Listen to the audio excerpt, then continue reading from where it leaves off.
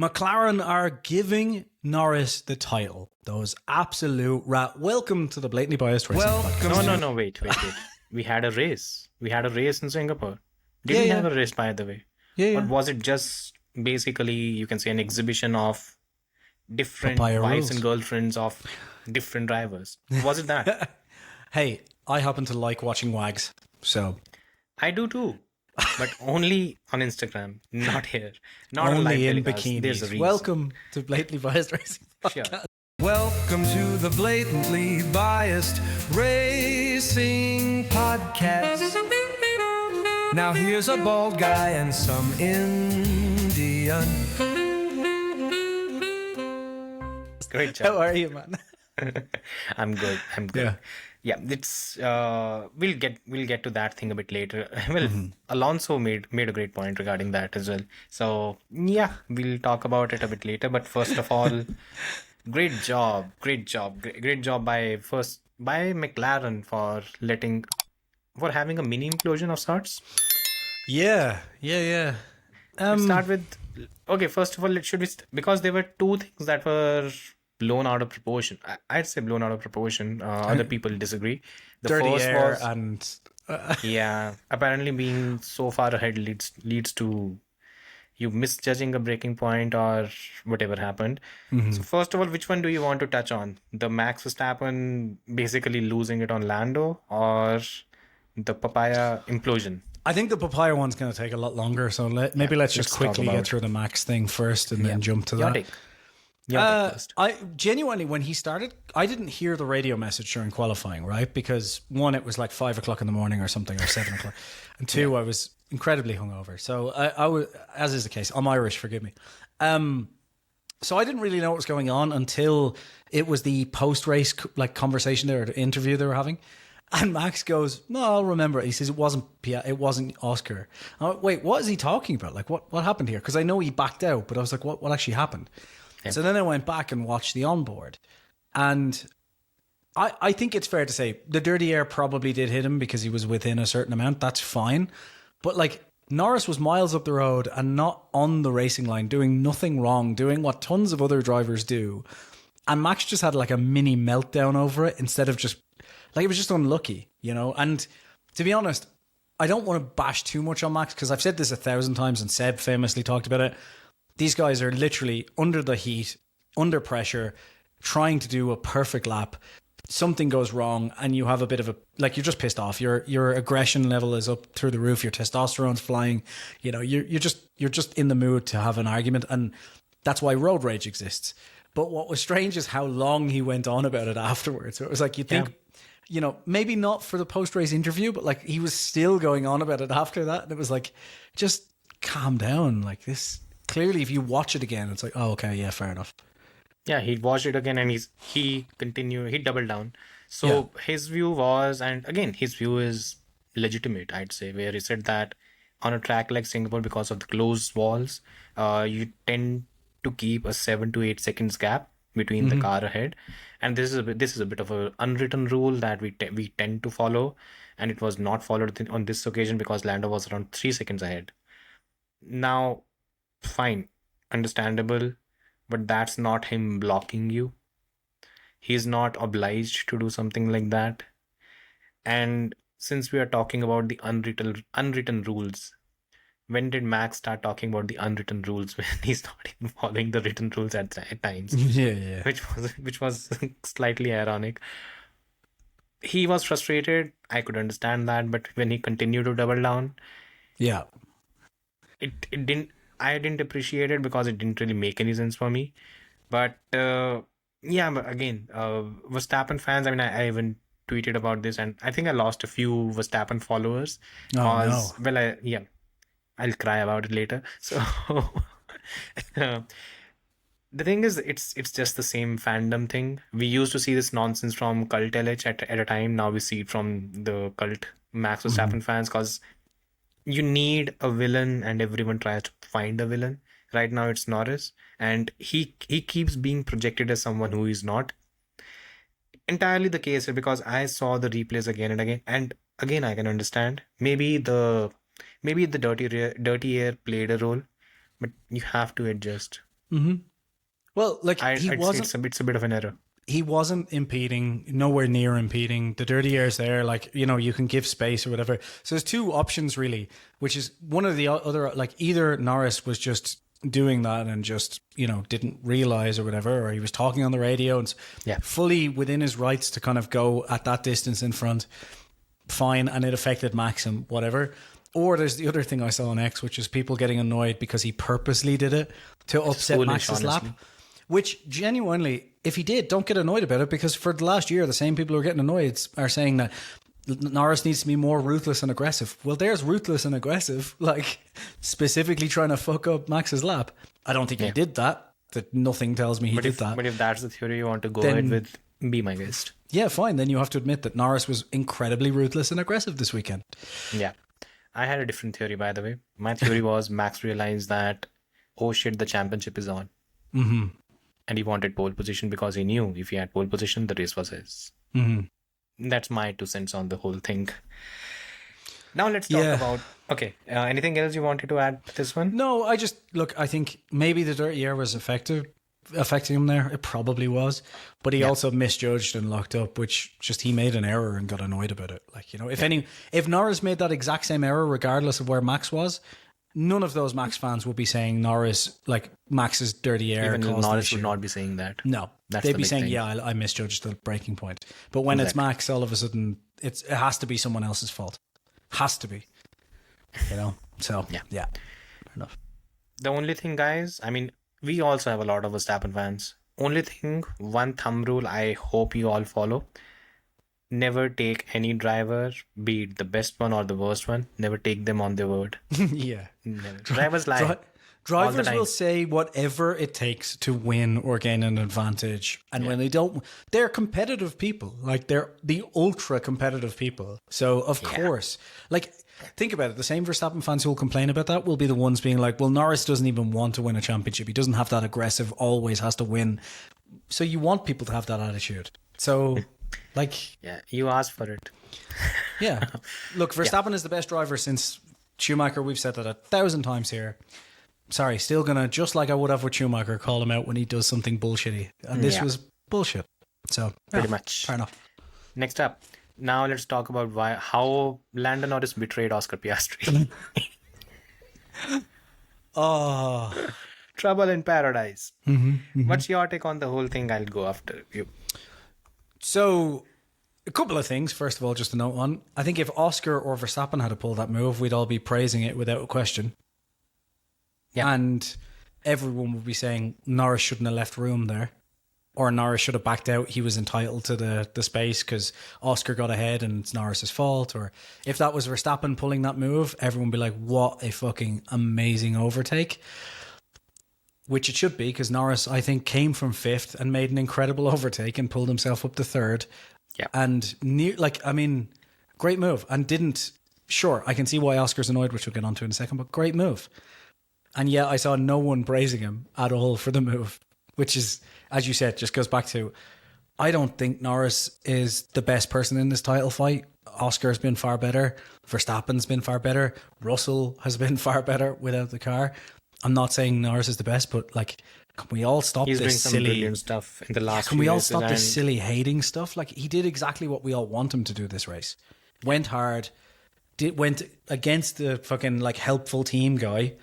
You know, did everything he should be doing, and instead gets bashed for something else now instead. So your take on the move, because that's the main. I think it was a great move. Point. Unfortunately, I don't think he expected Verstappen to slow down as quick as he did coming through there, and he touched Verstappen, and then kind of where else was he supposed to go? And Oscar didn't kind of open up any further. And I think Oscar should have been a bit more careful. I guess he wasn't expecting it, but a bit more careful given what's happened at that wall before. That maybe as soon as he saw Norris and Ocon, yeah. So like, I think the move was fine, but I also can see where Oscar's coming from as well. Like, I mean, he got hit by his teammate, but like you could tell by the onboard of Norris, he wasn't aggressively trying to hit Piastri. The car hit Verstappen and he just got knocked off course. Yeah, like it looks worse on the onboard of Piastri than it actually was in reality. Plus, Piastri didn't have the entire context where he didn't see the whole thing. So yeah, okay. My take when it comes to the whole thing is quite similar. I think it was a brilliant. First of all, it was a brilliant start from Lando. Remember how he never used to keep any position at the start of the race in 2024. Now he's making up positions, so that's a progress. Other than that, I think the contact that the two made. First of all, it was harmless.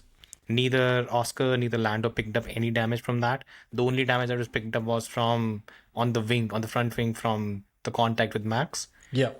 Even that is fine. The reality is the whole Papaya rules things. It has been blown out of proportion, and I'd even say that a lot of even I tweeted just now about this. A lot of influencers have lost their fucking minds. And they've probably never seen any championship battle where two teammates are involved, because I think we've reached a point where whatever McLaren has done, no one has sat down and tried to understand the logic of it, but they've stripped context out of everything, taken the action and tried to judge it. And I think that's what dumb people do. Sorry for my harsh words if anyone actually ends up watching this, in terms of any of the guys who I'm. If you're one of those people, comment "I'm dumb" below. Come on the pod, we'll have a discussion on that. I'll be nice. No, you won't. Yeah, I know.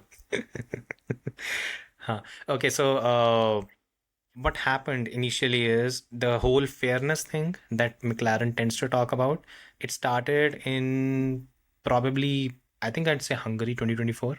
That was the first time it happened, where trusting the fact that Lando, they gave priority to Lando because they didn't want him to get undercut in Hungary. As a result, Oscar got undercut and they switched positions. That was the first time it happened. Then, just to keep the fairness, and even though Lando was still in the championship, they never imposed a situation where Oscar would be the deputy, at least until Baku. And that led to multiple races where McLaren should have won easily. They didn't. In Monza 2024, the race that ultimately McLaren lost, they would have won if Lando was ahead, because Lando clearly had a big edge over Oscar in terms of race pace, but he was just stuck. Yeah. And that's one of the biggest issues that happens when basically your lead driver is caught off guard and the second driver is pulling a move which kind of compromised him and helped Leclerc to jump him as well. That's how they started it. And since then, when they came into 2025, the aim was to keep things as fair as possible. Including allowing them to do their own strategies and just some everything, simple rules. Pretty much everything. They are allowed to call the strategies other than the undercut. That's where when it comes to involving the pits, you can say the people in the pits, that's pit crew. They are not really... They don't want that to be a factor, but other than that, everything is on the table, which is honestly, it's refreshing, because I've lived through the Mercedes dominance from 2014 to 2016. It wasn't in no way it was fun. No, it was a battle for who gets out in the lead in the first lap, and from there, if someone is able to pull off an overtake, fine. If that's not the case, the race was done. The race kind of got decided on the first lap. That's why you saw a lot. Everyone all of a sudden wants this year because they don't like Norris. There's no other reason for it. They don't like Norris. They don't like McLaren. That's the whole thing. They don't like Zach Brown as well because reasons. Yeah. None of them logical, but they don't like him. You add all this up and you have a scenario where McLaren has been forced to take a few actions. In Australia, they took the action because they felt that at that very particular moment, they were risking maybe a double, you can say a double DNF or something. When they told Oscar to hold station for a moment. That was one point. Other than that, I think there has been... What other occasions have there been where they've intervened? Monza, because of the slow pit stop. Yeah. Which I think is the main reason that this whole thing has gotten so annoying. So let's talk about the Monza one, because again, no one has even tried to understand the context of it. In Monza, here's what happened. Lando was ahead, Oscar was behind him. Oscar was at risk of being undercut by Charles Leclerc. To keep both Lando and Oscar ahead of Leclerc, they asked McLaren if he was fine giving priority to Oscar, and if there is a case where Oscar ends up undercutting Lando, the positions would be reversed. That was the premise that McLaren set. Lando trusted McLaren to go ahead with something like this. While Lando trusted it, ultimately it ended up giving an advantage to Oscar, where Lando even had a poor stop. So that was the reason why they made the switch. Essentially Hungary last year, but for a slow stop instead of the undercut. Yeah, exactly. Essentially. Yeah, pretty much. Now, here's the other side of the equation, which I'm surprised no one has even wanted to talk about. What happens in Monza if Lando is not given the position back? From that point, the relationship is broken. Mm-hmm. And you don't want a relationship to be broken over something that was not a driver's fault. It's not a case of driver going back on his word. It's a case of a team going back on their word. And while a lot of fans on social media would be fine with it, I think it's stupid to even have this kind of assertion that somehow Oscar Piastri was wronged. He wasn't. He didn't gain that position by merit. Yeah. At the first moment, he didn't. But that's something that you don't want to discuss these things because you already approach it with a certain bias. And I think that kind of takes the joy out of the whole thing. I can, like, the thing is, I can see where Oscar's annoyed because obviously one of the key rules they've clearly got is like no contact between the two drivers, right? And there was a little bit of contact. But like, by the same logic, I mean, let's not forget ourselves, there's been a few times where Oscar has very nearly punted both of them off track. You know, like, I mean, Hungary, Austria, a couple of times where he's really locked up. And it hasn't been like by skill he's locked up and landed exactly just off him. He's gotten very lucky that car didn't lock up anymore. Because like he's gone for those lunges and nearly taken both of them out. And the team's had to come on the radio and warn him not to do that. Right? So like Lando does the same thing, makes a small touch, but actually pulls off the move. Like, it's not even a touch that he made because he intended to be aggressive on. No, it was also Oscar. He hit like Verstappen slammed on coming into the corner. Norris was clearly taken off guard a little bit, touched the back of him, hurt his wing, slid out a little bit, and then immediately like pulled back away from Oscar. So it's not like he just kind of ran Oscar into the wall either, you know. Look, I do think the whole problem's come from the fact that like McLaren are just trying to manage this too much to an extent. But I also do think like I thought Monza for me was too far. But the difference between Monza and this is, as you've just pointed out, in Monza, they actually did make the agreement before it happened, you know, like, so it's not like it was kind of an unexpected thing. It was like, look, this is what we're doing. We're giving you the undercut, you know, as they tried to do here. So I don't know, like, I get why people are annoyed, but let's just bear in mind that if the roles were reversed and Oscar did this, what do we want? Do we want Oscar to have to give up the place? Like, is anyone who is saying right now that like it's biased towards Norris, roles reversed, can you honestly say that if Oscar had pulled that move on Norris, roles reversed, you would actually be here right now saying Norris, like Oscar should give that place back to Norris? Oh, no. No. I don't even think that anymore. If Oscar had pulled that move on Norris, everyone would be saying this is why Norris is not championship material. No one would be calling out for McLaren to give the positions back, or why are they favouring Norris? No one would be saying that. So let's just be honest with ourselves. Yeah. Like, it is what it is. It's just because people don't like Norris. It's as simple as that. If this was Max or McLaren, Oscar pulling that move. But only McLaren because McLaren favour, and because Max isn't driving for them. Yeah. Because at one time Zach said that most of the drivers would win the championship in the RB19, which is right. Factually correct. Accurate. Yeah, because Perez would have won in that car. Exactly. And Perez wasn't even comfortable in that car. Yeah. Yes, exactly. It wasn't even him being. Yeah. Can you honestly sit there and say George, Leclerc, Piastri, even Norris wouldn't win in the RB19? Because I can give you at least 12 names out of the 20 drivers who would have won the championship. We got time. Should we? Okay. First of all, Lewis. I'd actually go for it. Lewis, George, Lando, Oscar, Leclerc, Sainz, who else? Alonso, Gasly, Ocon. Who else is there? I'm against those two, but anyway. No, they will. That's 10. No, I wasn't saying they wouldn't. I'm just saying I'm against those two. Yeah. In general. I know. French. You're in love with the French, I hate the French. Yeah. You had a French girlfriend or something, did you? Yeah. I liked her. Yeah. Yeah. Okay. There are 9 now. Who else? I remember. Who else was on that grid? Hulkenberg. Yes. Hulkenberg, definitely. Yeah, that's 10. Who else is there? There were 16. Albon. Albon, yes. Yeah, would that's have. 11. There's I won't say definitely Stroll. more. No. Yeah, Stroll is not going to. Joe is not going to. Bottas is going to win. Yuki Tsunoda. A bit Not tricky. sure. Bottas, Yeah. definitely, yes. Yes. Yuki would maybe not. Yuki's teammate was who? Fucking Daniel Ricciardo wins. Yeah. He wins. Exactly. And that's more than 10. That's more than 12 names. There you go. Wait a minute. Hold on just a second. Are you telling me the Formula One is mostly about the car? Surely not. Shocking, isn't it? Crazy. Yeah. Okay, now coming to the second thing, which is the whole criticism of the way McLaren has managed. Because it kind of got me intrigued. Very Because nice the way apple they've juice. been... What? Yeah, Papaya. Because the way the whole thing has gone is you have...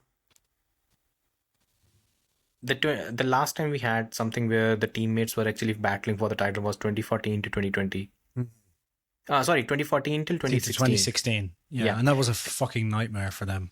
That was peaceful, wasn't it? They were so fine. Yeah, they were great Yeah. friends. Yeah, until what, 5th race or 6th race? Yeah, something Yeah. like that, Yeah, which is not even 25% of the season. And from that point onwards, the two drivers did not talk to each other, and they were friends before that. And look, McLaren has a history of these situations. 1988 to 1988, 1989, 2007. Williams 1985 and 1986, if I'm not wrong. The Nelson Piquet, Nigel Mansell thing. Dude, there are Renault, René Arnoux and Alain Prost. Ferrari, Alain Prost, Nigel Mansell. There are so many cases of something similar happening.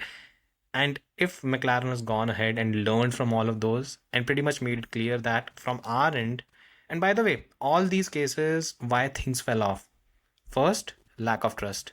Second, lack of trust in the team. That's where the whole thing fell off.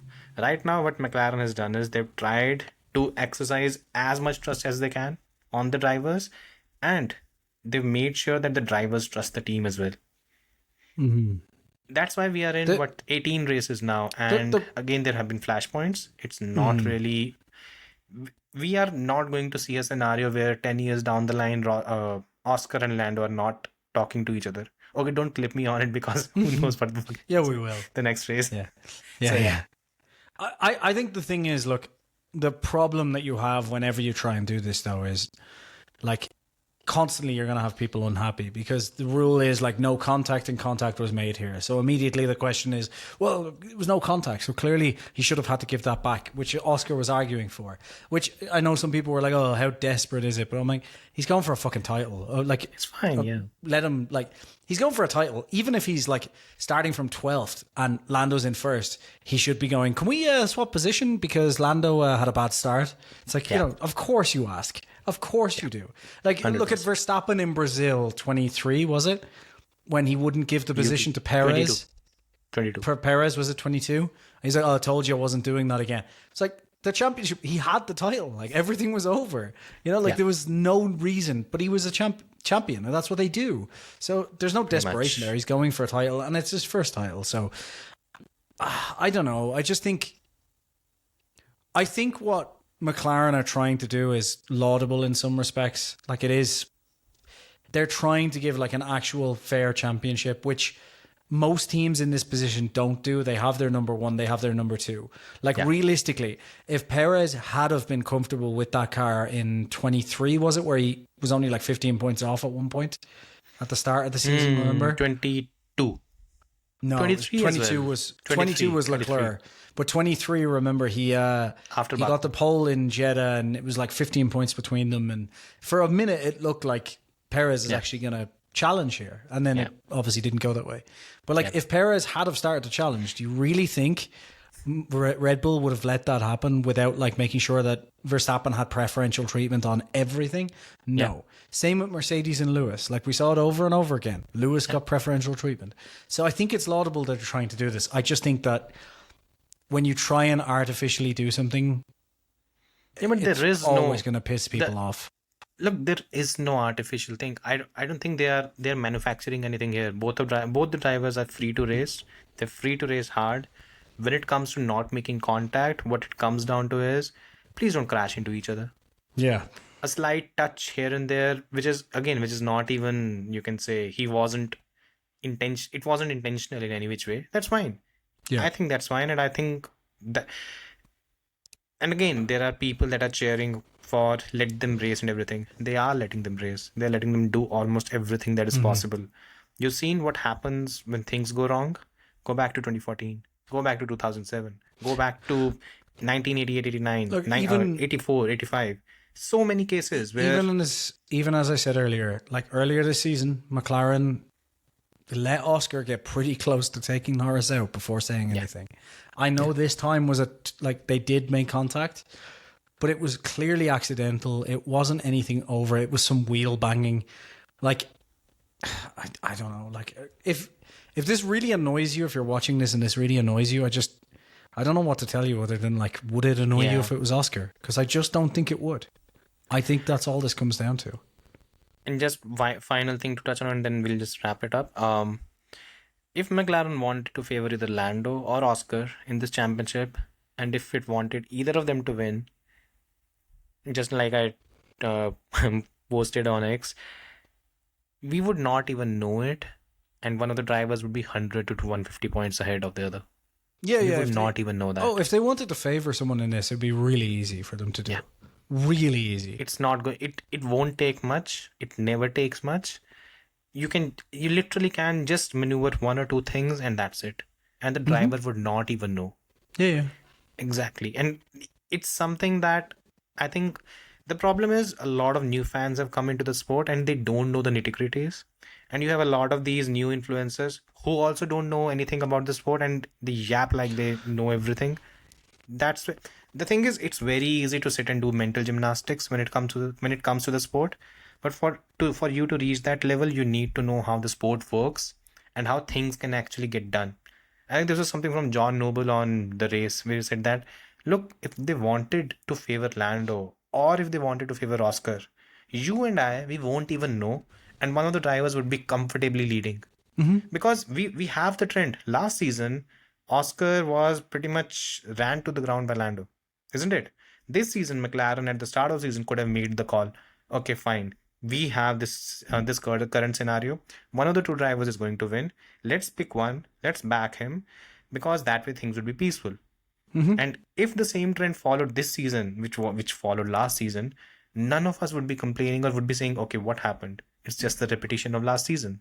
They didn't do that. They gave both of them equal opportunity, and this is something that should be appreciated. But we have fans with I personally, I'm happy about what happened in Singapore. I'm more annoyed when they swapped the positions. Like, I was more annoyed when in Monza they swapped the positions back, because I was like, that's bad luck. He shouldn't have given him the undercut. Like, I would have been happier if they had just said, right, well, tough shit, Lando, sorry. Bad pit stop. Like, that for me would have been better. So people complaining about this, to me, is odd. It's like, this is what we want. Like, we want them to be able to race each other hard. Like, so, like I said, this is why for me, I don't think there's an actual argument on social media about the actual, like, facts here. Because in reality, when it came to, like, the pit stop issue, when everyone's like, oh, they're favoring Lando, this is exactly what they were asking for. Let them race, leave them alone, don't do team orders. This time, they let them race, they wheel banged, they didn't do team orders, and everyone's like, well, this is ridiculous now, they're favouring Norris. So you're just like, well, what do you want then? So it's just kind of a non-argument of people just want to get angry because they don't like one of the drivers, and or McLaren, or everybody. But yeah. So I don't know, I think they've put themselves in a bit of a tricky position though, just because they've decided to do it this way, that they're never going to please everyone, and I think they just need to deal with that. The thing is, the alternative was pretty much the team imploding, because that is on the card as well, because what happened in Austria, since both the drivers trusted the team and since the team trusted both the drivers, they let them do the whole battle for around 25 laps, which included, I think, a couple of times Oscar lunged down the And inside locked up and locked up as nearly well. took both of them out. Like, Yeah. and all they let didn't say them do stop. that. They just said, just don't do that again. Be careful, yeah. Yeah. And it should be appreciated, but apparently we can't. It was interesting because I was just going through the race podcast, and Ed Straw kind of got upset when the whole thing happened. They also addressed the whole viewer questions. So apparently one of them said that the race is a British entity and you are only going to favor Lando, and he flipped off. It was nice to hear. Because Ed Straw is actually pretty reasonable. Like he's called out stuff like this all the time, so I don't. Yeah, pretty much. Yeah. Anyway, right. Yeah. Next on the agenda. Wait. McLaren, two-time constructors champion. Consecutive constructors champion now, and For the first time since 1991. Oh yeah, Jesus. Because was it 98 or 99 Ferrari won, right? I can't remember which. No. Ferrari 90. In 87 Williams won. No, from I'm 88, saying 89, 90. they won 2 championships back to back in 99 and 98, but it was drivers, not constructors. Ferrari won the constructors in 99. Yeah, that's what I was thinking. Yeah. Yeah. So and same in 2008, right? They won the drivers, but not the constructors. So yeah. Technically, they might not have won either of them, but they were disqualified from 2007 as well. I forgot about that. Never mind. Yeah. It's 21st century has not been a good one for McLaren until now. No. Just took 24 years. Well, yeah, So they've done amazing. Absolutely incredible. Zach Brown should be given credit for that. Huge. In 2018 beginning, he became the CEO of McLaren Racing. Mm-hmm. And you know where McLaren was in 2017? Second last. Yeah. From second last to the top in 7-8 years, and he's basically transformed everything. The team is worth now been an 4.2 incredible billion. turnaround. Yeah. Incredible turnaround. Yeah. And It's pretty much put him in the space on the current grid where basically Toto, him, and Horner winner if he comes back. These are the 3 guys who are just pretty much in a different category now. yeah.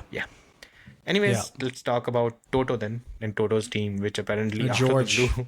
Yeah.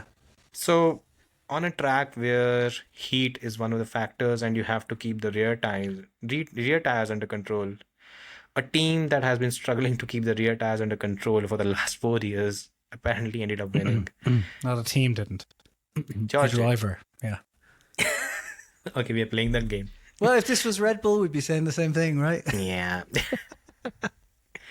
It's not that the Brilliant Red Bull's drive. fast; it's that the driver is. Yeah. No, Who knew? That lap. Who knew the Mercedes would be quick here? Not Mercedes. They didn't. Definitely not Mercedes. How do they do that? We don't know. We have no idea. Because they were talking about it. They were like the one place. Even George was like on my list of tracks where I thought we'd go well. Singapore would have been last, and I believe him. Even in mine. He's like just. It's so ridiculous. Oh God. How? Yeah. Incredible lap though. Like the qualifying lap was. Yeah. That's the lap stunning. of the season. Yeah. I think Stunning.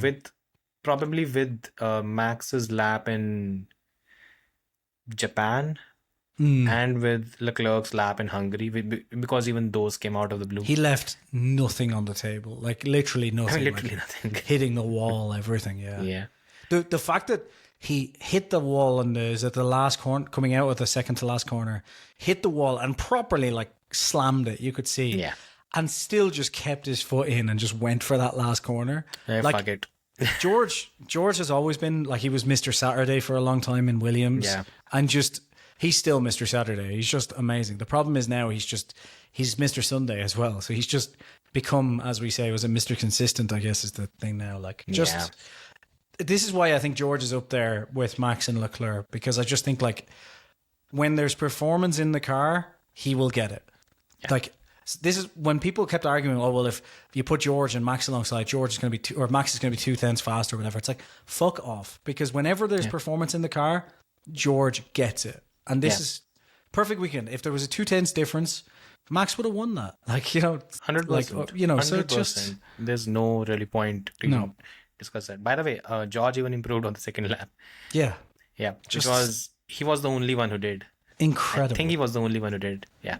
He's he's an incredible driver, and I can see at why the he's peak of his pushing for a powers. contract. Yeah. Yeah. Contract is...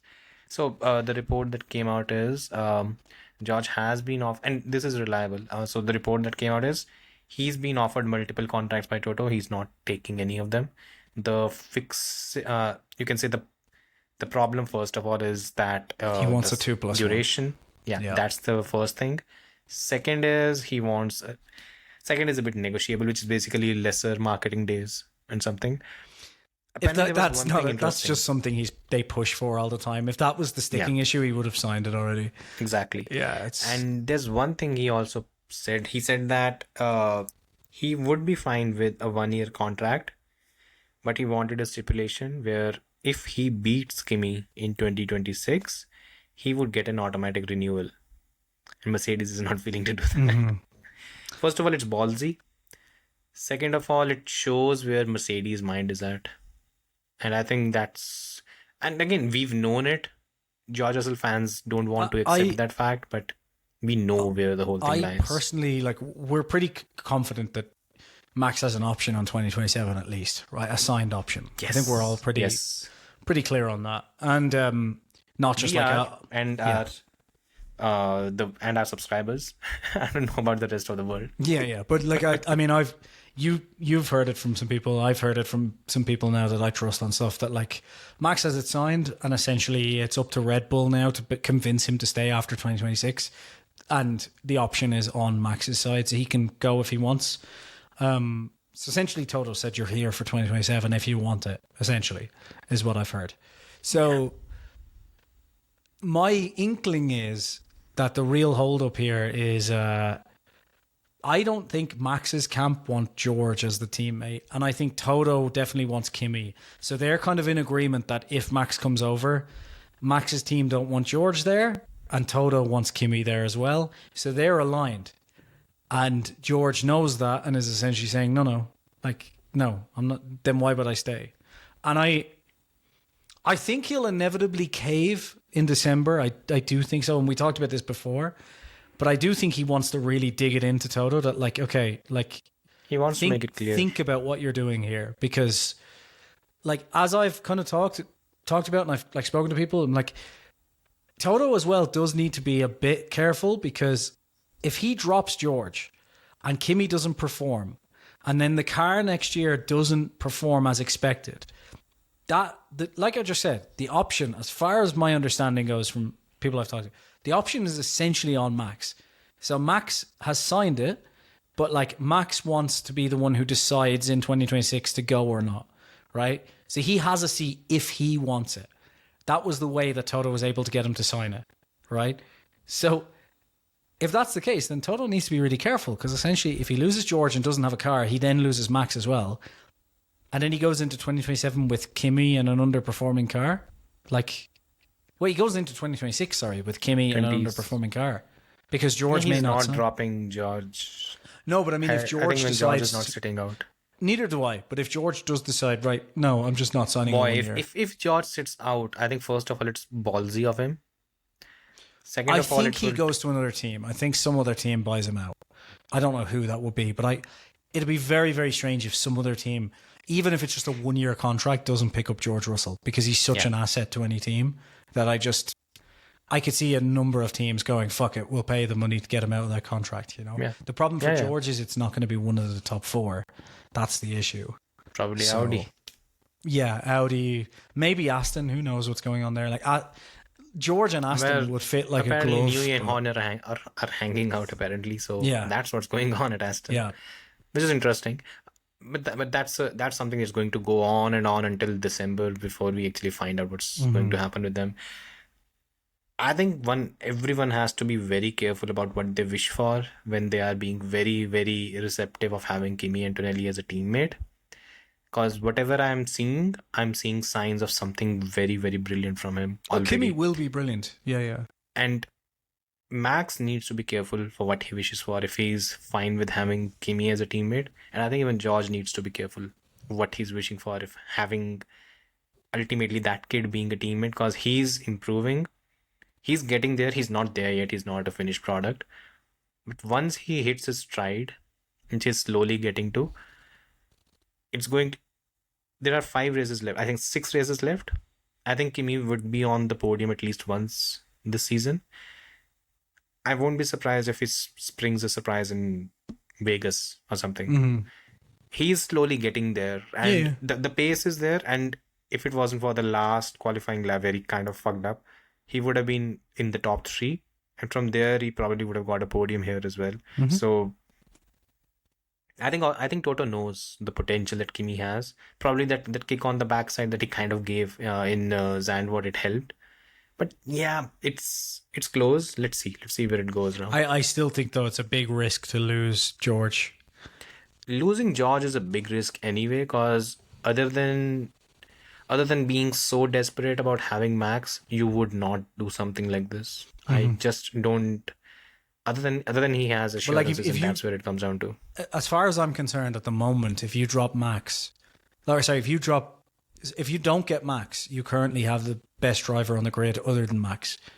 Yeah. Realistically, right now, that's the way it's looked to me all season. It's a coin flip between George and Charles to a certain extent, but you're not really gaining too much either way. So I just think it's a bit of a risk for Toto because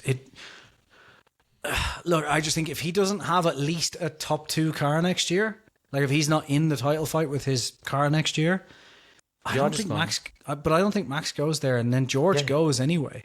Like if he shows up next year with the 4th best car, after all this, do you think George is sticking around? No. If he has the 4th best car, do you think Max is going there? No. Max is going to want to go to the fastest team, or at least the closest to the fastest. I also think there's also... I think what George is trying to do is he's trying to test the waters as much as he can, in terms of he wants to see that if Toto has any faith in him or not. Because look, if the team boss does not have faith in you, then at some point it's better to leave that team anyways. Mm-hmm. I think what he wants to see is how far along is the writing on the wall for him in terms of his future association or long-term stint at Mercedes. Yeah. And until now, what we can see is the answer is it's not long. The stint is not going to be long enough, because Toto hasn't reciprocated the kind of faith or trust that George has put into the team. And ultimately, where I see the future is George will ultimately cave. He'll sign a 1-year contract. But what he's trying to do on his side is he's just judging where Toto's mind is. Mm-hmm. Is it just that he wants Max, or he wants a Max Kimi thing in place? Yeah. And that's where the big issue is, because if George does end up signing just a 1-year contract and they get to Melbourne next year and have the 4th or 5th fastest car, and they're being beaten by... Because George is going to go, why would I sign with you? You had no faith in me. And I'm getting offers from Aston Martin who have the 2nd fastest car. So I'm out of here. And then George is going to sign as quick as he can, because the rumor is going to be that Max is going to Mercedes. And then you've lost George and you're just trying to get Max to come to your 4th fastest team. Yeah. I just think this is I think Toto might... I get why you want Max. I do. He's the best driver on the grid, and he's again, I can't say it enough. Best driver since Schumacher. And I say that as a fucking Vettel fan. I get why you want him there. But I think it's a bit naive to kind of assume you're going to have the best car next year and pull him in after that, when for the last 4 seasons, you haven't been building the best car. And it's we'll have the best engine next year. So will McLaren. Yeah. Exactly. And it's not like before. Yeah. You're not able to give them a shitty version of your engine. They have to get the exact same version at the exact same time with the exact same parts and the exact same... It's the same. So who do I trust to build the chassis on that engine? McLaren. Yeah. I have very little faith in Mercedes, because they showed up to Singapore and won and have no idea how they did it. So, that's a bit concerning. Yeah. Yeah. So. Agreed. So, let's see what happens with them. Mm-hmm. Anyways, moving on. Let's talk about Max anyways, because first of all, when it comes to the title battle, I think this race showed that the title battle is on. Mm-hmm. Because if Red Bull is strong on a track like Singapore, it's going to be strong almost everywhere else. Now, strong doesn't mean it's going to dominate everywhere else, but it means at least as I said, there are 6 races left, and I think Max can win 3 of them at least. So if you're winning 3 of them, that's still a big number. That's 50% of the races. Yeah.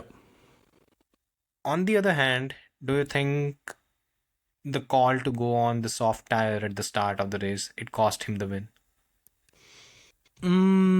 Or maybe a better challenge for the win? I think there's a chance of it, because if we look at the second stints, he was a lot closer to George in pace. It was faster, by the way. Yeah, at points. Yeah, he was 7 to 8 laps older tires. Yeah. So yeah, maybe. He probably should have just gone on the mediums, but I guess they were trying something punchy. Yes, in retrospect, probably a mistake.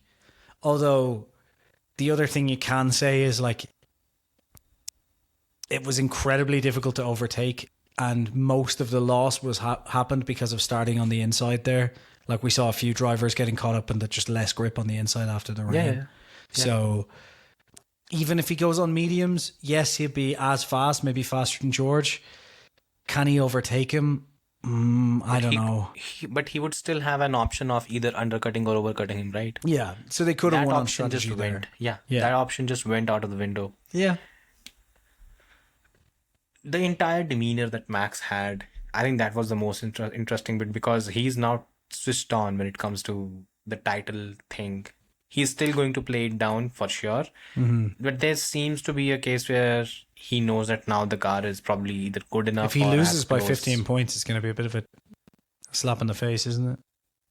Yeah, I mean, So he threw away 9, getting annoyed at George. Not 9. He threw away 15 points. Only I think in it was Barcelona. 15 between. There was 2 races, I think, where he threw away some points. He threw away points in 3 or 4 of them. Jeddah as well, as far as I'm concerned. At the He first threw away turn. points in Jeddah. He threw away points in this particular. Which one was it? Barcelona. He threw away points in probably Spa, where he made an error on his qualifying lap. He threw away points in Silverstone. That's 4 races. So, yeah. I did make the joke, by the way, on Twitter, trying to wind people up like I did last week, about the whole thing of, like, well, Max is in the same position Norris was last year, so it's going to be pretty easy. And obviously, like, as expected, angry people, it's not the same situation, getting really annoyed at me. Me just kind of sitting there, like, watching all the comments. But the one thing I will say is there was a point last year where Norris needed to get 10 points per race. And I remember a few Max fans in that situation, but it's easy in that rocket ship of a McLaren. So Be careful what you wish for. Yeah. I do think it's a big ask. 10 points per race is a huge ask when I don't think so. when things are so close, because McLaren is going to suck at Las Vegas. That is one race where McLaren is not going to be in, probably not in the window. So it should be third fastest, because I think Ferrari's done. Their season is over. They are garbage. Also, it does seem like McLaren just aren't developing anymore, because everyone else seems to be, like, Mercedes and Red Bull seem to still be kind of chipping away and getting closer. And McLaren, the last 3 weekends, even at this weekend, McLaren were a lot slower than I expected them to be. So I wouldn't be surprised. There are reasons for that. So first of all, the biggest reason is, as I said, the traction zones that are there in Singapore, they kind of help. Then it's the bumpy nature hurt McLaren a bit. So they weren't able to run the car We'll as see low in as they Austin, wanted. I guess, more. Yeah. Where everyone is, Austin, again, the first sector should help McLaren, but then you have those huge straights where Red Bull kind of pulls things off. And then the third sector is a bit of a middling sector where it should help McLaren ideally, but who knows. So, yeah, let's see what happens there. I still think it's a huge, huge ask Of for course. Red Bull. Like, if Max does it, fucking amazing. Like, it's a big ask for him. I mean, he is... Again, I'm not going to favor him, but if we go into the last race of the season with Max being, 15 or 16 points behind, he's in the championship, isn't it? Yeah. 15 or 16 points behind means in the next 5 races, he has to gobble up, 48 points? And there are 3 sprints as well. So there are points on the table that can be taken up. But It's let's see. it's doable. It's just a lot to ask from... Of course. Yeah. Of course. Yeah. Yeah. And one thing, by the way, so Max apparently talked about it to the Dutch media, where he said that there has been a change in that the recent surge in performance at Red Bull is not necessarily only due to the upgrades. There's been a change in approach at Red Bull. It's more aggressive, and it's thanks to the new approach that they are following when it comes to. Sorry, this thing died listening to people talk about this shit. Yeah. Yeah, what's your take? Apparently, it's the new approach that has suddenly unlocked a lot of performance. Yeah. So when they start losing, will it also be the new approach, or are people going to blame Horner still for that, or what's the situation there? Yeah. Look, the new approach of problem solving. So they brought in this new approach of problem solving, was it 2 months ago now? And you're telling me that they were able to bring the upgrades that were already in the pipeline from before that are because of the new approach to problem solving. Look, You're calling bullshit on what Max said. Yes, I am. Yeah. You don't trust him. I trust him, but we talked about this earlier. They all lie. Exactly my point. Like Max is hardly going to turn around and go, oh yeah, you know that thing my father was fighting for the last 18 months. Turns out it actually didn't make a difference. Like, of course he's not going to say that. Yeah. This is the Ayu Komatsu thing last year. People praising Ayu, and it's like, he did nothing yet. Like, let's wait until he's done something. And Laurent Mekies will be the first to say he hasn't done anything yet. He's still in the first 100, the famous 100 days. Like, he's still assessing everything. So Vache and the team are just working as normal. I would say the biggest shift has been that the entire Red Bull team is now behind, like the Red Bull family is behind this. So if anything, you could say that the only difference is that Red Bull have stopped being morons and have got behind a guy. And the question for me, like, look, when things go right, it's fine. But a lot of this was just stuff that was being brought in and being worked on anyway. So it's really hard to say who helped here, right? Because Vache hasn't changed. He was still working on these months ago, right? So it's not like Mekies came in and day one went, I don't think that floor is going to work. Go change that floor. Like, that's not what he does, right? So exactly. The floor and the upgrades and the front wing and everything was already being planned. But Mekies is apparently very great when it comes to the technical stuff. Engineering stuff. Well, I'm sure he can build a fucking whole car himself then, just like Lewis did in 2024. Look, you know what I want to see? When I will praise Mekies is mid-2026. Yes. I'll praise him not even if things go right. I will praise him for how he'll handle it when things go wrong. Because the moment things start to go wrong, that's when the board's going to jump on. Because the board had already swallowed the rest of this year as a coin toss. Like, we're getting rid of Horner to keep Max, and now we just have to fucking pray that this year goes right. And at the moment, things are going okay. So everything's all nice and dandy and everything's fine. 2026, they show up with a shit car and they know Max is leaving halfway through the season or signing somewhere else halfway through the season. That's when I'll see how Mekies actually does. Because my guess, he'll be gone by the end of the year. Because that's what boards do. But maybe. He's doing a fine job. This performance is not because of Mekies. So here's my take on the whole thing. Okay, let's assume Max is right. Maybe the approach has changed and things have helped. I'd even say fine. Let's go ahead with it. And maybe the fresh approach is probably going to help you in terms of how you're going about things when it comes to this title battle. I think the real challenge is not going to be, if you have to sit down and evaluate how good or bad Mekies is or was, you have to give him a couple of years, because that's when the team would have his DNA and his methodology would have a decent sample space from where we can judge. Right now, what we are doing is we are doing lazy PR, to be honest. And there are fans that would gobble it up, and I've seen a lot of fans gobble it up with, I think, utterly nonsensical comments that Horner should have been fired in 2024. Well, good luck with that. I'm pretty sure the 2024 championship doesn't go Max's way if Horner is not there, because of the kind of if he was fired in January. Yeah, January 2024. Yeah, but again, as you said quite a few times, fans tend to have a memory of two races, and they have a memory of two races anyways. So how good Laurent Mekies is going to be, let's wait for a year or so, because then you can just sit down and assess, okay, this is the good part, this is the bad part and stuff. I think it's the same Fred Vasseur effect as well, because once Binotto was out and Fred Vasseur came in, a lot of the kind of You can see the coverage that he had. It was pretty much based on vibes. Yeah. And right now, Fred Wizard is probably the enemy number one at Ferrari. You have to give things time. So it's maybe the only difference the right now is the lack of noise. That's the only difference right now. Yeah, and Horner wasn't making the noise. That was what I was going to say. It's like they're like, oh, well, Horner's gone and there's less noise now. It's like, but Horner was the most silent of everybody. Like this. Yeah.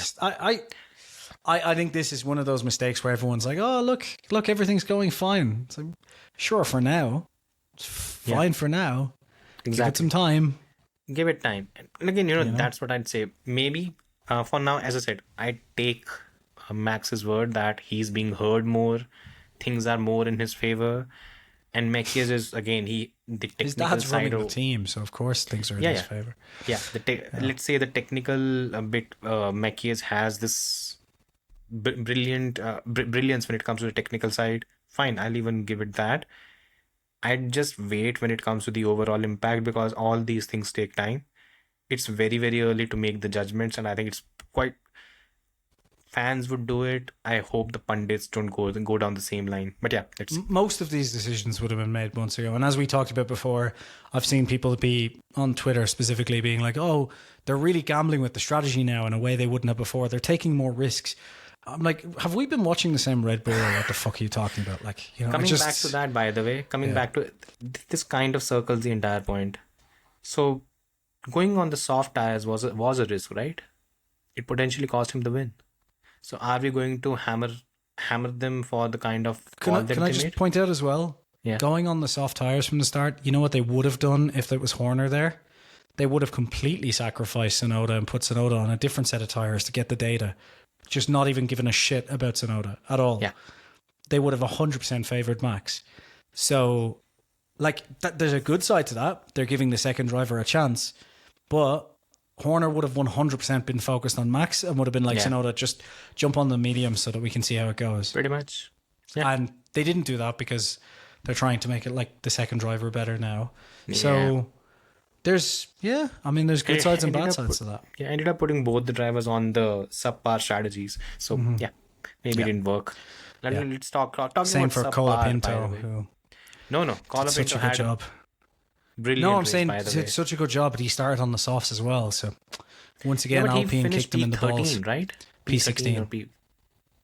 He lost a few. I don't remember. Yeah, by the way, believe it's P16. I think it was P13 or P14. I'll check now, real quick. Yeah. But you're the fan, so you should know it. P16.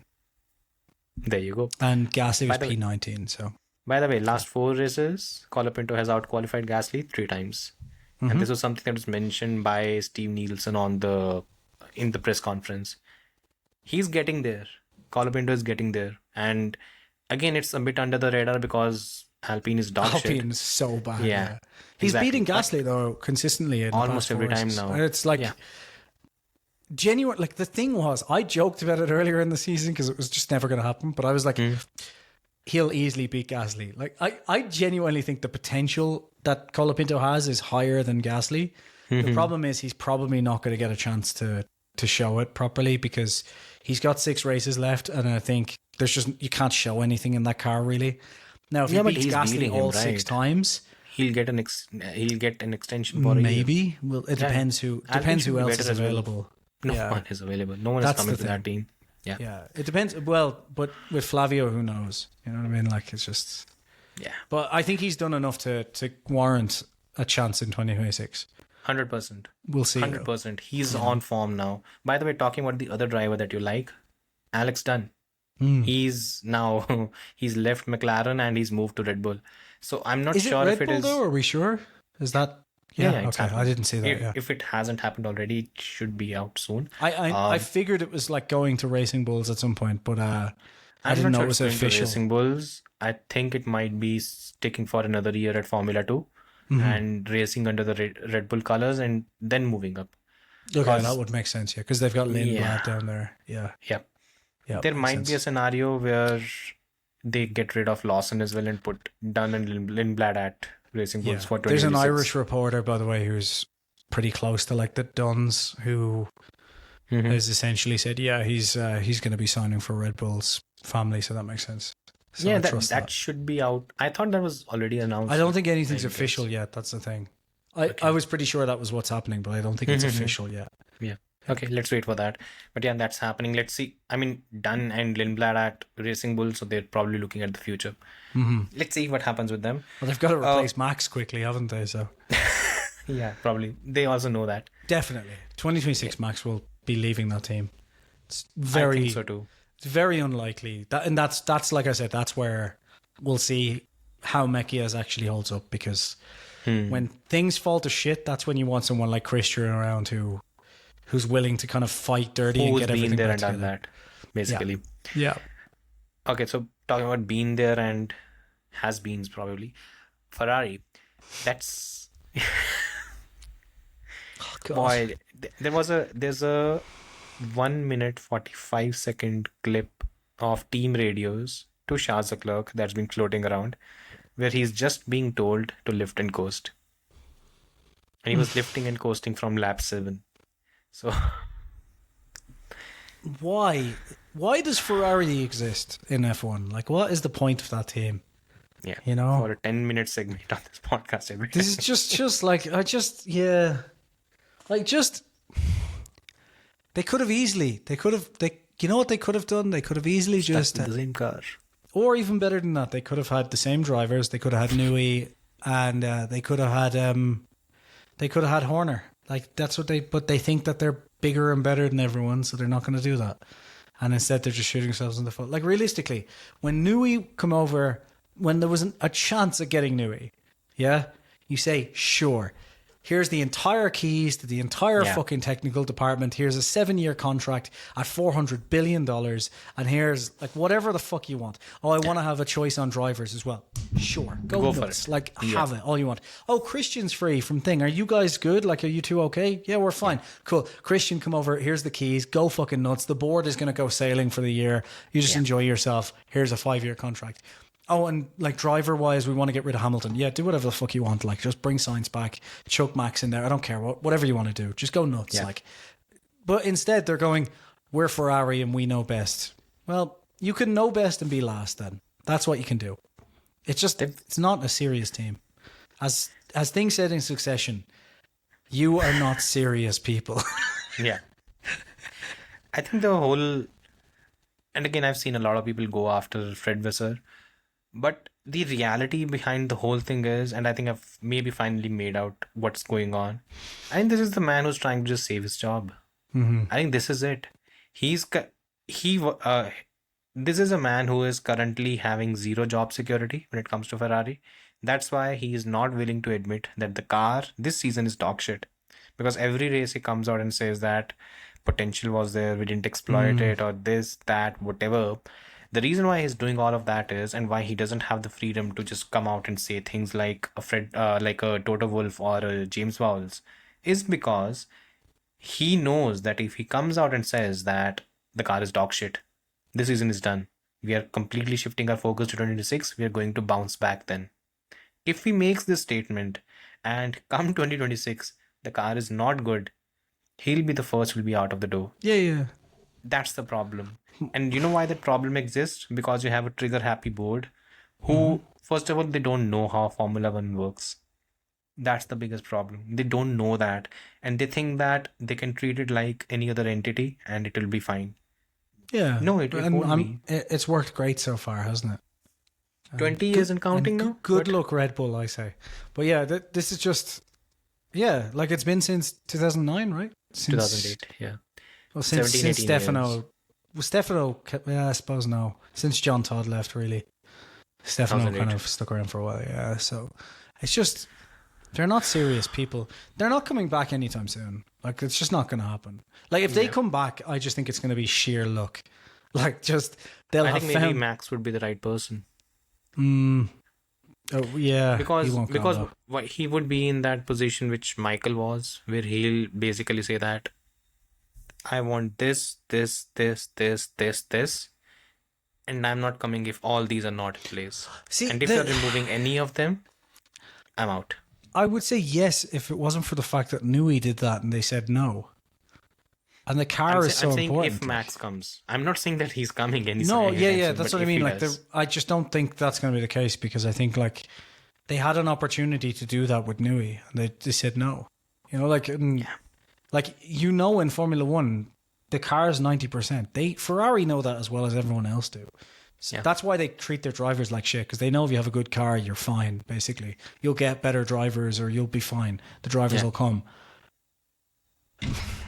Yeah, I at the moment with this board, I don't see them getting anywhere because this board just basically looks at it and goes, "Yeah, we haven't performed well in the last 6 months, so let's get rid of that guy, or put him under pressure, or leak to the press that he's going to be gone next year." That's what it was out, right? So Gazeta is basically, I think it's owned by John Elkann, or he has a majority stake in it. So or at least he has a phone line straight to the fucking desk anyway, so it doesn't, that too. one or the other, like, yeah. So they did an article or something where it's basically that Fred Vasseur is again on sticky footing because again, it's just a scenario where the situation is not good. If 2026 is not good, he's out. I'm paraphrasing the whole thing, and then I just don't again, know. you know, this is going to help. In which way do you think this is going to help anyone? No way. And they just don't get this thing. It's just the stupid culture. It's just, and it's not going to change. It's just not going to change. Yeah. It's just who that team is. You know. By the way, what's your view on Lewis Hamilton basically driving the car like we do in Midtown Madness, like we used to do in Midtown Madness throughout the last 4-5 laps? What the fuck was that? This I found so funny because he got the penalty. And a load of Lewis Hamilton, and a load of Lewis Hamilton fans' responses were, "What do you expect him to do? He has no brakes." I'm like, "Fucking park the car." Yeah, and I'm That's like, "What do you expect him to do?" If he has no brakes, he should have got a black flag. Like, you should be keeping quiet and be happy about a 5-second penalty because if he has no brakes, which it looked like he had a serious issue with his brakes, like because he didn't have brakes. Yeah. So like, why did he not get a black flag? Why are Ferrari not getting held up? Could it be the fact that Ferrari and the FIA are in bed together? I think it might be. I mean, if they were, you'd expect them to win at least once or twice. No, they're really bad at cheating. We've learned this. My argument is not even with Lewis here, because again, if you are going to give drivers an inch, they'll take a mile. Was the race director sleeping? What the fuck was he doing? Brakes. Lewis came on the team radio and said, "I have no brakes." What the fuck are we doing? If a driver comes over and says, "I have no brakes," and then starts violently going out of track limits, you don't look at it and go, "Well, that deserves a 5-second penalty." You start waving the fucking black flag. Like, what are you doing? Like, and wait a minute. He got a 5-second penalty, and I think at least there were 4 laps, and I think there were at least 6 or 7 track limit violations. Just a 5-second penalty for that. Yep. What it's an utter joke. The whole thing is an utter joke. And first of all, the question should be asked to Ferrari, because that could have been that could have been fatal. That's dangerous. Like, that's why it should have been a black flag. Yeah. Like, what are they doing? And yet Hamilton fans are like, 5-second penalty. What was he supposed to do? He had no brakes. It's like, park the fucking car up. Yeah. Or get banned. Like, you know, like, get disqualified. Like, I think there's like 4 articles covering this, like, in the regulations. And one of which, by the way, is that Ferrari should have got a massive slap on the wrist for this. Like, they should have gotten something. They should have been punched on the nose. Yeah. So fuck the slap. You know what they've done right now? They've created a precedent where a driver that is driving a car in probably unsafe conditions, he'll keep driving the car for 5 or 6 or whatever laps, and he'll come back and say, "Okay, fine, give me 5-second penalty." Or like, essentially now 0 penalty points as well. Nothing. Surely now in the next race, if Max, for example, decides, right, it's much, much, much faster to just go off the track violently through the S's, then I'll do that and just get a 5-second penalty, but I'll gain 10 seconds a lap. Like, what are we doing? Seriously, because then if they give him a bigger penalty, Red Bull can just show up and be like, "Whoa, like last week." Yeah. What are you talking about? Exactly. Yeah. I don't know. Everything was screwed when it came to this incident. Everything. And again, a lot of people are whining about Alonso's tirade. He was completely justified. What the fuck was... Honestly, Lewis, what he did, first of all, full points to him that he actually drove 4 or 5 laps.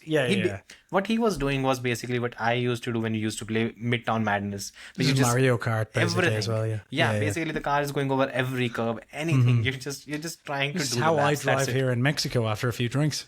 Okay. Speaking of Alonso, amazing though. The response on the radio was simply fantastic. If you talk to me again every lap, I'm going to unplug my radio. Hero of the award for the hero of the race. Oh, so good. So good. Oh, God. You know what's the shittiest part out of all this? And again, Alonso pointed it out. His tweet was, finally, you've achieved pole position when it comes to displaying the private chats that we have. Maybe next time focus on showing what actually happens on the track. This was his tweet to the F1 official account. It was below the whole this particular team radio. And he's right. So now let's talk about it, because I think we have a couple of questions when it comes to this as well. Have we gone too far when it comes to the whole wife and girlfriends thing? Like, okay, fine, they look great, everything is perfect. I'm not here for that. I'm here for the race, for the action. There's a solution to this, though. What? Obvious solution. We don't want to see the wives or girlfriends. What we want, and it's obvious, we need to bring back great girls. Yeah. You were going there. This is the obvious answer to this. Obvious solution. Give all of us lads something nice to look at while the racing hasn't started. And then we get the racing going and we just focus on the racing. Yeah. Every fucking time when topless great girls, Carlos Sainz was... No comment. We live in a free world now. Free the nip. Yeah. What is it? What is this? Soviet Union? Come on. Anyway. We had Carlos Sainz start his flying lap, and the whole thing moved to his girlfriend, Rebecca or something. And then you had, I think it was Charles, and then the same thing. We basically spending so much time on their wives, their girlfriends, or their dogs. Really, why? I mean, they're again, trying to be showbiz to a certain point. Showbiz to a certain point is fine, but we've gone so far that in this race, Carlos Sainz made his way through the entire grid to finish P10. Not even a single overtake was shown on TV. Fernando Alonso I think he did 5 or 6 overtakes. None of them were shown. You had on the very last lap, Lewis basically going through the entire track, jumping every possible braking zone, and Alonso harrying him and trying to catch up. We didn't even talk about it. We didn't even just show it. Pans to Norris's girlfriend with a big sign that says he's done well. Yeah. I don't know. I think the biggest conversation here is... It's become a bit much. I think I'd be okay with it if they ranked them on looks. I think that's what we should really do. So Norris is kind of somewhat leading the championship. I mean, Max would have been there, but Kelly's a mother twice now, so you know what I mean? He's down the order a little bit. We should just go as chauvinistic as possible here. Let's if we're FIA, Formula One, sorry, if you're gonna go all in on this, just go all in, right? Don't go half in. Yeah.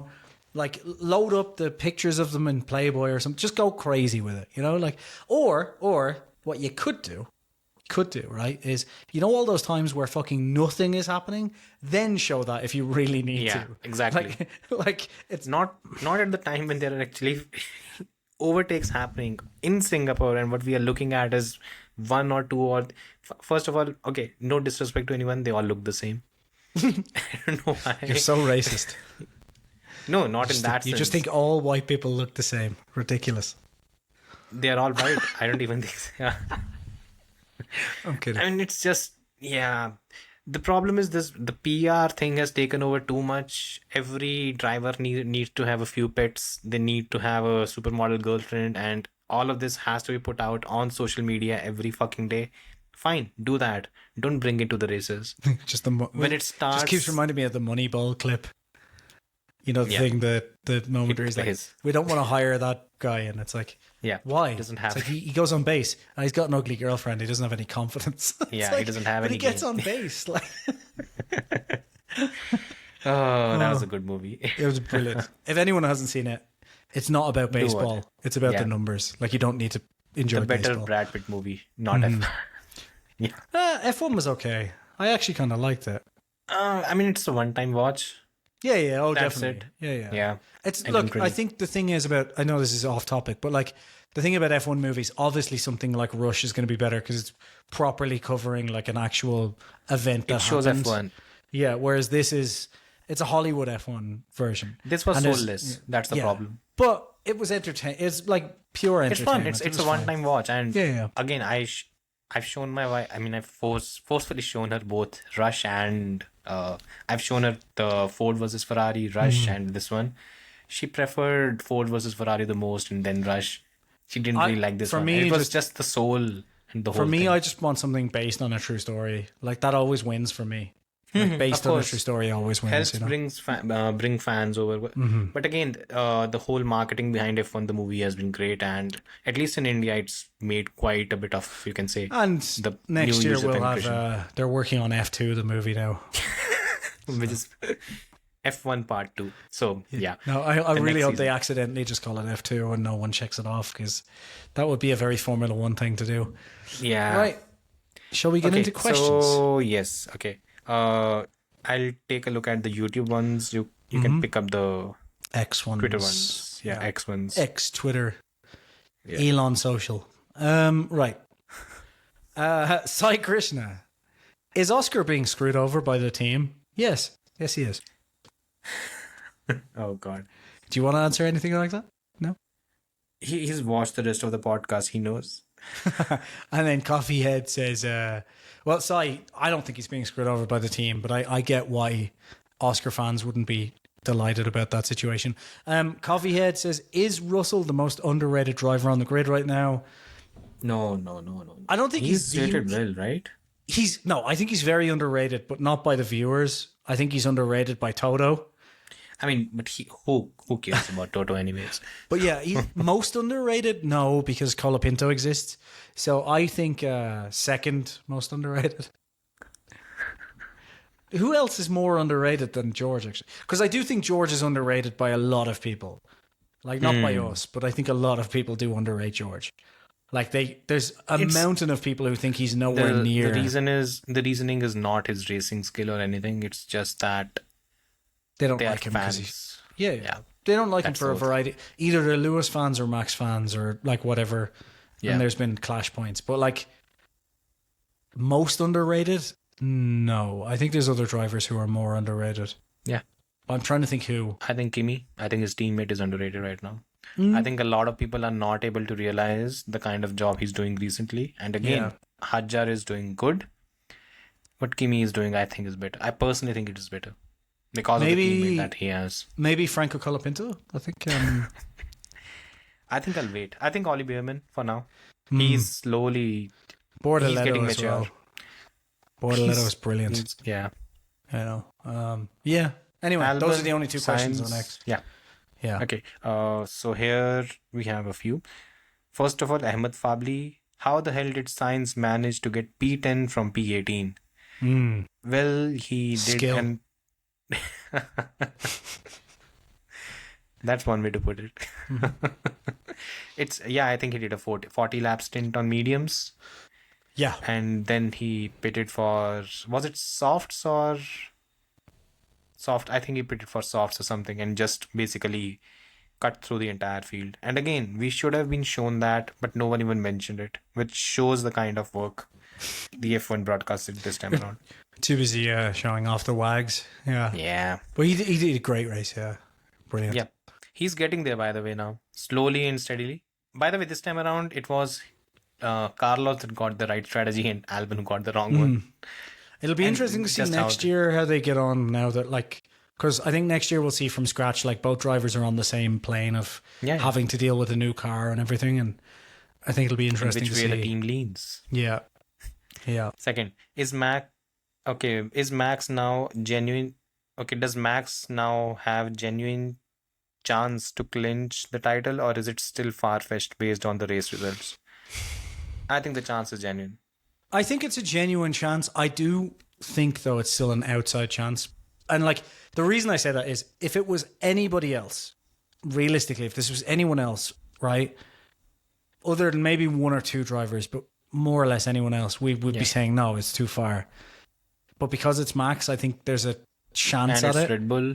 Yeah. What happens with that is you have a team that doesn't make mistakes and a rival that doesn't make mistakes either, and will get the most out of the car. So, and if it rains, he is going to just that will just enhance. For me, the question will be if McLaren gets back to kind of expected form in Austin. I think that makes things a lot harder, because if McLaren are like constantly kind of one of the drivers at McLaren are constantly in second or third place, that makes it almost impossible for him to consistently grab that 10 points that he needs. Mm-hmm. But yeah, I think it's an outside chance still. I still think it's a big, it's 6 races and 60 points. Like, it's not easy. If it was anyone else, we'd be saying no. Like, but because it's Max and Red Bull, yeah. Okay, next one. TV direction had been horrific this year. What is the problem? They're focusing on the wags. They're men. So maybe that could be an answer. No grid girls. That's the real issue here. Let's all just admit it.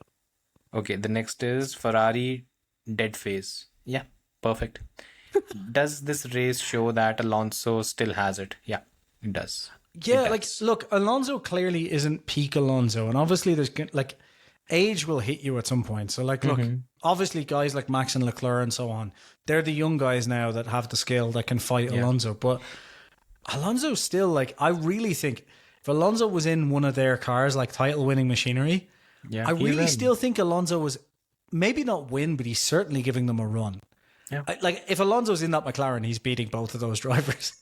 Yeah. But like, if he was up against Max, I'm basically putting the other one in a psychiatric ward. Yeah. They're but I think like their existence. If Alonso was up against Max, I think people would be very, very surprised how close to Max Alonso is. Like, that's how good he is still. And pretty much. I got shouted at for like, why aren't you calling out Alonso? It's like, because it's been 3 races and it's probably Aston's fault. And look, here we are. So, fuck you, Hamilton fans. Go on anyway, sorry. Next one. Curious about this one. Had Webber won the 2010 title, does Horner and Marco still continue to favor Vettel anyway, or will they try to balance it? They weren't favoring him as such. The problem was Vettel took... Okay, here is one thing that people maybe don't know. If Vettel does not have the kind of reliability issues that he did in 2010, he would have won the championship that season with at least a few races to spare. Easily. So it was, even in 2010, it was quite clear who was the better and the faster driver. It wasn't Mark. Mark had probably, again, Vettel was a bit error prone in 2010, but Mark was the slower one in general. And in 2011, what happened was Vettel not only took a step, Mark also started having poor starts. And that's where you just think the question would more be just flipped off. I think the question would more be like, if Webber had won the title, is he a different, like, is he kind of more consistent in 2011?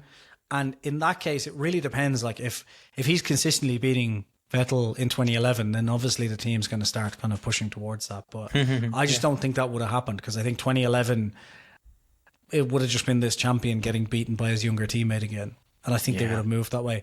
And I like that movement towards Vettel took a little bit longer than just straight after 2010 and into 11. It was because Webber kept consistently being beaten by Vettel and obviously beaten. So of course you're going to start moving towards it. Yeah. It's akin to Ricciardo and Verstappen. Like, the team slowly moved more and more towards Verstappen because Verstappen started like consistently getting on top of Ricciardo. Yeah. So of course they're going to go that way, with or without a title. So pretty much, I don't think things change. I do think maybe it happens slower because you now have a champion in the car in the other seat, so it's not as quick. But I think it still happens.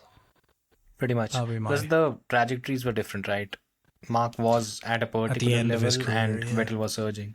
Yeah. So it was always going to happen. How old was Webber when he was in his 30s, right? Webber retired in 2013 and he was, I think, 35 at the time. So he should be 32 or 33. So not as old as I thought he was. Yeah, at the time you retired at 35. So you are pretty much at the later stage of your career at 32, 33. Yeah. So he would have been... He would have been. He was 35 in 2010. 13. No, in 2010. Was 35. He's 49 now. So sorry, 34. He's 49 now. Oh, he retired so 15 years ago. Okay. Yeah. So 34 is late. Yeah. It's past prime. So he would have been going towards the end of his career, and Vettel's coming up. So I think it was inevitable with how good Vettel was. I think just simple as that. Yeah. Cool. Dane Lua. Why did Red Bull start on soft tires? That was 50-50 to me. Yeah, I agree. I agree. They shouldn't have.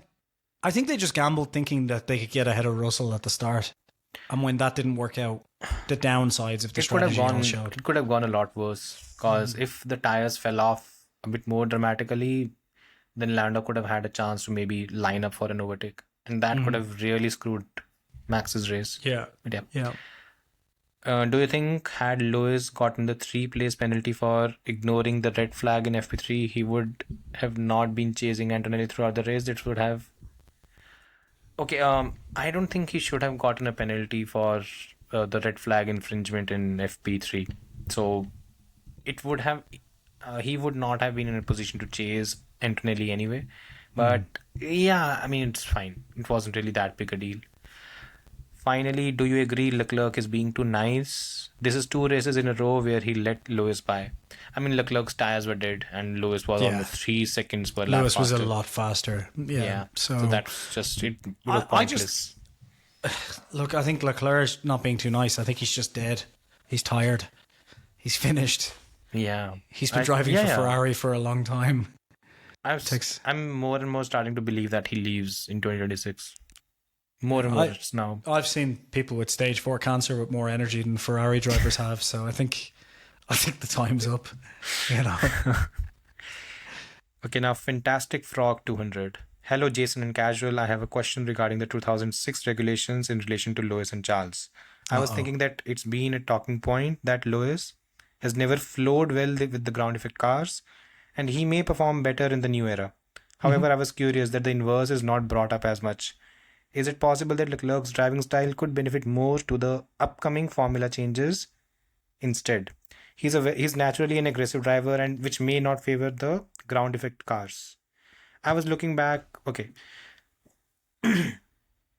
So the point that he's making is that we are talking about how the current cars they prefer smooth driving styles.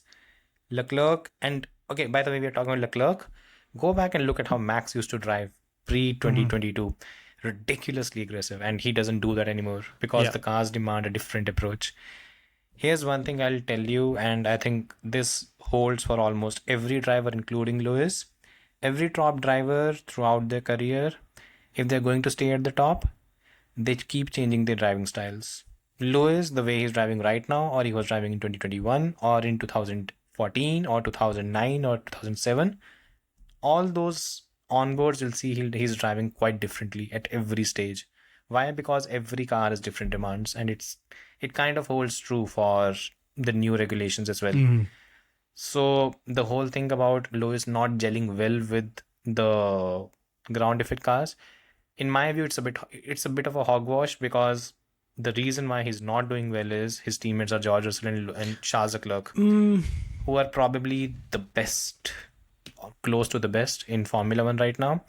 And if you're not at your prime and you're just below it, you're going to be a couple of tenths off. That's what we've seen.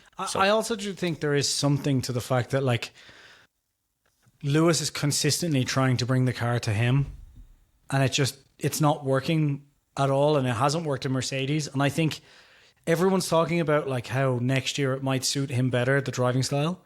And yes, like it may do, but there may also be like 10 other things in the new cars that don't suit his driving style that could fuck him up. And the difference will be Leclerc will just go in and say, right, give me the fastest car, and start to adapt to it, which is what he's always done. And Lewis will start trying to figure out how to move that car more towards his liking. And I think that's where Leclerc will just immediately get the edge, because Leclerc will just say, no, it's fine. Whatever's the fastest in data, just give me that, and I'll just figure out how to drive it. And I think Lewis has gotten... I don't think this has always been a Lewis thing. I think it's Lewis driving at a top team for so long, at Mercedes for so long, and winning for so long, where it was his team for so long. A team that was willing to just move everything whatever way he wanted. he's gotten so used to that I think he's just unwilling now to admit that he needs to kind of completely change what he wants to do in order to win. And he's hoping that the 2026 regulations will work for him. And I think the big danger is, I think he's put a lot of expectations in. The new cars will suit my racing style better. And if they don't, I wonder what, like, confidence-wise and emotionally that's going to do to him. Because he's basically blaming these cars, these regulations. He's blaming them all the time. He constantly talks about it. Whereas Leclerc's just like, yeah, whatever, just, you know. So, like, what's that going to do if he goes to 2026 and he's still slow? He's immediately going to go, well, it must just be me then. That's going to be the first thought. And that's where I think it'll be a big problem. He should have retired in 2022, I think. Personally. I think he should have retired in 2020. As soon as you won the champion. No, seriously. Because you win the championship, you're a 7-time world champion, you've broken almost all records. Go home on a high. There's 1 year left of the regulations. You're in the fastest team. Why wouldn't you stay for 2021? Yeah, but you didn't know that in 2020. Like, there's no way to he didn't know it in 2022 either. So no, remember his comments ahead of 2022. My team don't make mistakes. Yeah. Yeah. It looks real good now, doesn't it? Because all they do is make fucking mistakes now. Right. Is there any more questions? Yeah. A lot, actually. Okay, so let's go through it. Red Robin 1122. Red Bull's upgrade seemed to close the gap in qualifying for high downforce tracks, but the race pace is still below McLaren's. Agree or disagree? It's not generic. I think we'll have to wait. I think it's safe to say that McLaren probably had the best race pace, but we don't really, but we can say Lando had the best race pace. We can't really say that about Oscar because he was still a few also just in this track, it's so hard to overtake that you're also pinned, so we didn't get a real idea of where everyone was. So yeah. Andreas Taylor said that they expect to struggle at Austin, but expect to be strong in Brazil, Qatar, and Abu Dhabi. Yeah. Interesting. I'm not sure they're going to be strong in Qatar. Red Bull won there. But again, the reason why he's saying that is his entire focus is on there are long mid to high speed corners. That's where McLaren tends to have their superiority.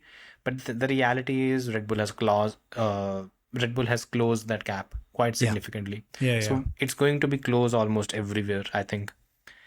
Okay, finally, also Casual has said that Red Bull should be strong in Brazil, but isn't Brazil mainly medium speed sections, which is McLaren's biggest strength? It is, but there's also this other factor that it is at a high altitude and Honda tends to do well there. Plus, my other reasoning behind it was Max. The first and the third sector are basically straight lines. So that's where Red Bull will exploit, and then you very similar to Baku, where you've got these big straights, and then all of a sudden you've got like the twisty second section. Yeah, but you can't. It's very difficult to overtake around that twisty second section. So you can basically just gain your advantage in the first and third, and then hold out around the second. Pretty much. Yeah. Again, I might be wrong. Who knows? I wouldn't be surprised. Though. It would make sense that like they just gain all their advantage. Basically, think of Baku but longer and bigger. That's it. Really. Yeah. And better as well. Yeah. Okay, so I'm sorry, my friend, I cannot pronounce your name. Okay, Matt and Tommy were strongly on Lando's move being exactly what he wanted, and F1 would be in the shit if they swapped. What do you think? Agreed, yeah, we also had a similar view. Oscar can't be made to swap in Monza and Lando not to have swap in Singapore. This is the majority opinion on large part. Do you think this is fair? I think Oscar being made to swap in Monza was fine because he didn't gain the position on merit. He gained the position because McLaren triggered something which they shouldn't have. They asked Norris to give it up. My opinion personally is they shouldn't have swapped in either situation. But, you know, yeah. I think your points are valid about like why they swapped in Monza. I just personally think it would have been easier if they just didn't fucking swap either time. But yeah, anyway. Yeah. Grogan Son. Hey guys, in a press conference this weekend, Andy Cowell appeared pretty Yeah. What stuck with me? Okay, so basically what he's talking about is, I followed the press conference as well. So Andy Cowell was questioned about the integration with Honda, and he seemed quite confident. But the whole thing is, I think when it comes to McLaren and the kind of, you can say, where they find themselves in 2026, I think we have to understand one thing. They have a huge task ahead of them. The whole thing with the gearboxes and a new association, then having proper, you can say, correlation when it comes to the new tools. They have the issue with the drive-in loop simulator as well. So you should expect good things from Aston, but it's not a well-oiled machine in any which way. I mean, I just think look at Alonso's stop this weekend. I would not be surprised if we get something similar to maybe a 2009, but less so, where Red they're Bull? competitive, but like they're not quite there. But instead of them catching in the second half, they just switch off to focus on 27. Like because I think all the stuff is there, but Nui's going to have to like figure out where the issues are, like you said, with everything, and stress test those in 26, and then focus on 27. So yeah. I think it's going to take a little bit more time. It would be amazing if they came out fighting next year. Yeah. I just don't see it. I think they'll be strong, but the strongest is something which might take some time. So Yeah. Okay. The second part is, did you know that the drivers have people in their lives who care for them? Before this weekend, I sure didn't, and my mind was... Where are the grid girls? Anyway. Flaky. Will Kota finally be a race that isn't so boring? Coda wasn't boring last year. He's talking about the last few races because they've been a bit meh. So yeah. Also, do you think McLaren could get more competitive again in the next races? Yeah. McLaren would be competitive. I'd be surprised if they aren't, to be honest with you. But that would be a shocker. But if that is the case, bring on the championship battle. Yeah. Because then that would be fun. Yeah. Russell So for champion. Yeah. So Sri Lakshmi 5. Sometimes I feel like McLaren is biased against Oscar, although I'm not saying they are like vying for only Lando to win or something like that. People say Lando had 2 bad pit stops, but Oscar also has had 2 bad pit stops. Wasn't Oscar told to back off during this or something to cool off? While in this case, Zach Brown says it's all hard racing, although I do support Lando's move. Okay, so what she's saying is there have been a couple of occasions where Oscar was told to back off, and I think in Australia he was told to back off. In Austria he was told to be a bit careful, because if you remember, in Austria Oscar probably, it was this close to it being a double DNF. It was this close, and when he kind of crossed the line when it came to that move. I think that's the whole problem with that one. Otherwise they wouldn't have said anything, because if you remember, they battled for 20 plus laps in Austria. And that's not easy to do. Final question. Luke Wilson. How did you guys get into F1? Jason? For me, it was my granddad and stuff that used to watch it when I was a kid. So like my first memory of it is 96, Damon Hill winning and them shouting. Not because they didn't like the British, but just my grandfather was friends with some of his family or something. I can't remember the exact connection. So there was that. And it was always a thing that was kind of on Sundays then. And just over time, I kind of got into it. But it wasn't until 2003, 2004. 2004 is the first season I watched, but it was around that time where I realized it wasn't just drivers. It was more about the cars and technical side. And that's when I was like, oh, this is really cool. And then I was into it for a couple of years, and then this kid Vettel came along, and that really got me into it then. So, yeah. So my first race was Monaco GP 2005, and why my interest peaked was, I had seen a few in 2004 just passing by. At the time it was 5:30 p.m. Indian Standard Time. That's when it used to come almost every time, so you knew when it was coming. Also in 2005 we had the first Indian F1 driver, Narain Karthikeyan. Just wanted to check on what he was doing, how things were, and I saw half of 2005. And if you remember, 2005 was the first time when the Ferrari Schumacher dominance was broken. So that made 2006 interesting. And when I started watching religiously was in 2006. And from then I didn't really stop. It became one of the things that I watched. So yeah. And that's it. Well, thank you for playing. That was nice. Thanks for watching, guys. I think it's going to be a day late this time around. So I'll get it edited tonight. Hopefully out tonight my time, so like the morning your time. Yeah. So in quick a as few possible. hours it should be out. Okay, Yeah. perfect. Thanks for watching. Drop a comment. Let us know what you think. And take it easy. Bye-bye. Yep. Bye, everybody.